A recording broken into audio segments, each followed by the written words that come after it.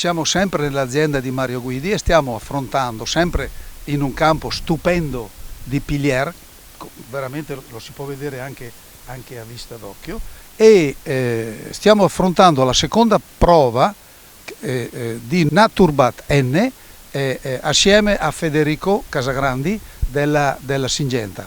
Ecco, alcune cose, aspetti tecnici vorrei chiedere per quanto concerne il prodotto che abbiamo usato. Anche in questo caso, tuttavia, abbiamo tolto 30 unità di azoto sul totale che l'azienda ha fatto nelle altre prove. Prego. Buongiorno a tutti, io sono Federico Casagrandi, sono il responsabile tecnico per quanto riguarda le colture estensive. Oggi vi parliamo di Naturbat N. Naturbat N è un prodotto di origine biologica, è un batterio azotofissatore, in particolare il nome è Azotobacter salinestris, il ceppo è il 9690.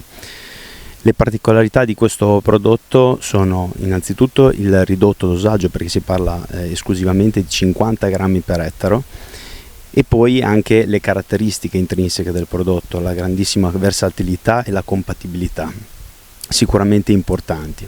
Il prodotto viene somministrato in epoca da diserbo e possono essere ridotte fino a 35 unità di azoto sul frumento e fino a 60 sul mais.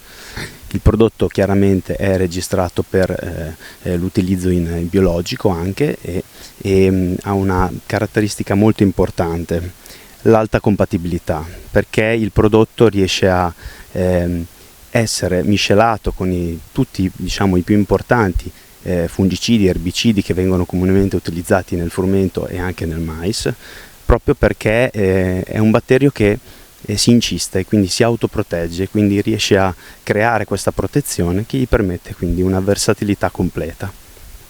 Qui non vediamo delle prove particolari, qui abbiamo fatto come vedete questo piazzamento è reale, cioè non facciamo delle prove mirate, e quindi per dirvi guardate lo splendore di questa varietà di grano.